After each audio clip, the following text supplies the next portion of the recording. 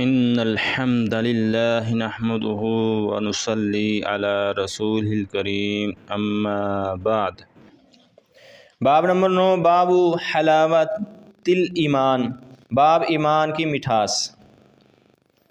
ان انس بن مالک رضی اللہ عنہ عن النبی صلی اللہ علیہ وسلم قال، انس بن مالک رضی اللہ عنہ سے روایت ہے کہ نبی صلی اللہ علیہ وسلم نے فرمایا، ثلاث من کن فیہ وجد حلاوت الایمان، تین چیزیں جس چیز میں ہوں وہ ایمان کی مٹھاس پا لے گا۔ ان یکون اللہ ورسولہ احب الیہ مما سواہما، نمبر 1 یہ کہ اللہ اور اس کا رسول اسے ان دونوں کے سوا تمام چیزوں سے زیادہ محبوب ہوں۔ وَأَن يُحِبَّ الْمَرْءَ لَا يُحِبُّهُ إِلَّا لِلَّهِ، نمبر 2 اور یہ کہ کسی آدمی سے محبت کرے تو اس سے محبت اللہ کے سوا کسی مقصد کے لیے نہ کرے۔ وَإِن يَكْرَهَ أَن يَعُودَ فِي الْكُفْرِ كَمَا يَكْرَهُ أَن يُقْذَفَ فِي النَّارِ، نمبر 3 اور یہ کہ کفر میں لوٹ جانے کو ایسا برا سمجھے جس طرح آگ میں پھینکے جانے کو برا سمجھتا ہے۔ فوائد، نمبر 1، شہد ایک نہایت لذیذ اور میٹھی چیز ہے، مگر اس کی مٹھاس محسوس کرنے کے لیے آدمی کا ذائقہ درست ہونا ضروری ہے۔ گرمی کا مریض شہد منہ میں ڈالے تو اسے کڑوا محسوس ہوتا ہے، اسے شہد اسی وقت میٹھا محسوس ہوگا کہ اس کی بیماری دور ہو جائے۔ اسی طرح اللہ اور اس کے رسول صلی اللہ علیہ وسلم پر ایمان نہایت لذت کی چیز ہے، مگر یہ ایسی لذت نہیں جو زبان کے ساتھ چکھنے سے محسوس ہو جائے، بلکہ معنوی لذت ہے جو دل سے محسوس ہوتی ہے، جس کے ساتھ سینہ اسلام کے لیے کھل جاتا ہے اور اسے اس پر پورا اطمینان ہو جاتا ہے۔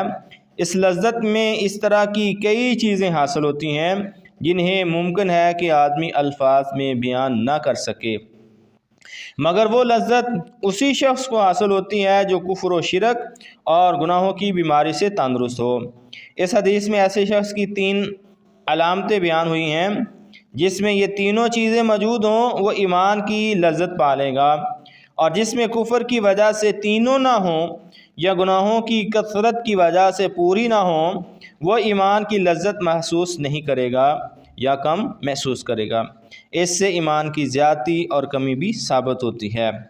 نمبر 2، اس حدیث سے معلوم ہوا کہ ایمان صرف ان 6 چیزوں کا نام نہیں جو ان تؤمن باللہ وملائکتہ وکتبہ ورسلہ والیوم الآخر والقدر خیرہ وشرہ میں مذکور ہیں، اور نہ ہی صرف ان 5 چیزوں کا نام ہے جنہیں ارکان خمسہ کہا جاتا ہے، بلکہ ایمان میں اور بھی کئی چیزیں شامل ہیں، جیسا کہ اس حدیث میں 3 چیزوں کا ذکر ہے۔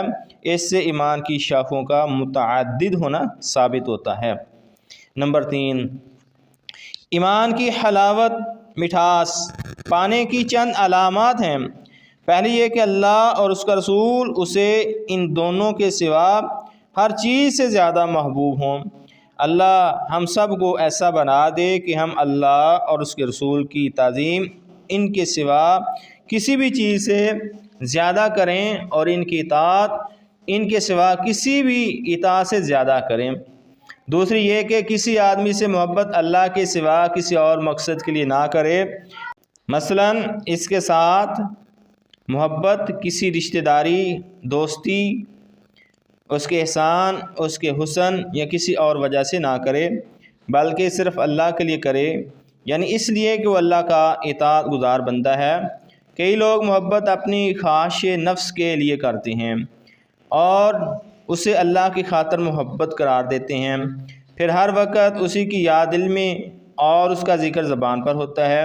یہ محبت اللہ کے لیے نہیں بلکہ محبت مع اللہ ہے، یعنی اللہ تعالیٰ کے ساتھ اور کو بھی شامل کر لیا گیا ہے کہ دل میں جو جگہ اللہ کے لیے تھی وہ کسی اور کے لیے ہو گئی۔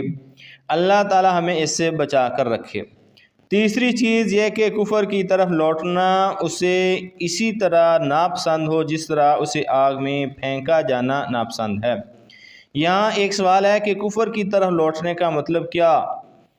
یہ ہے کہ وہ پہلے کافر تھا پھر مسلمان ہو گیا، اب دوبارہ کافر ہونے کو برا جانتا ہے، یا مطلب یہ ہے کہ پہلے اگر کافر نہیں تھا پھر بھی کفر کی طرف لوٹنے کو اس طرح برا سمجھتا ہے؟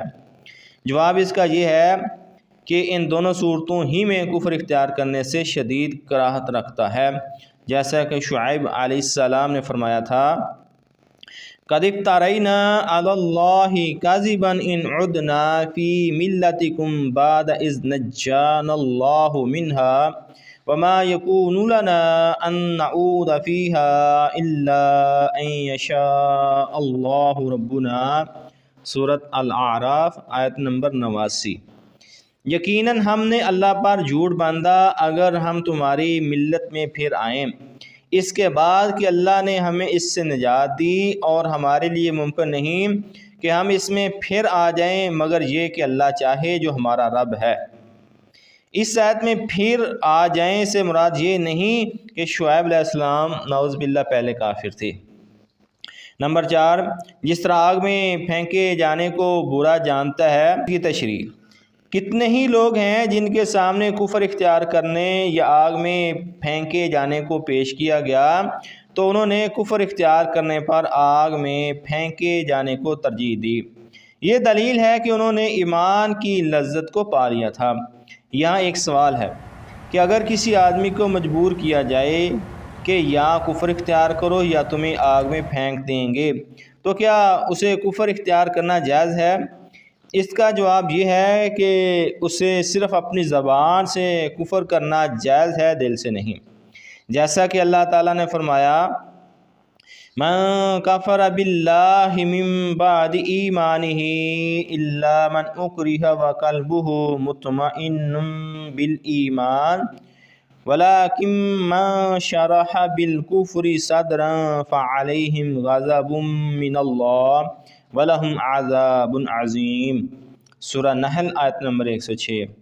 جو شخص اللہ کے ساتھ کفر کرے اپنے ایمان کے بعد سوائے اس کے جس سے مجبور کر دیا جائے، اور اس کا دل ایمان پر مطمئن ہو، اور لیکن جو کفر کے لیے سینہ کھول دے تو ان لوگوں پر اللہ تعالیٰ کا بڑا غضب ہے اور ان کے لیے بہت بڑا عذاب ہے۔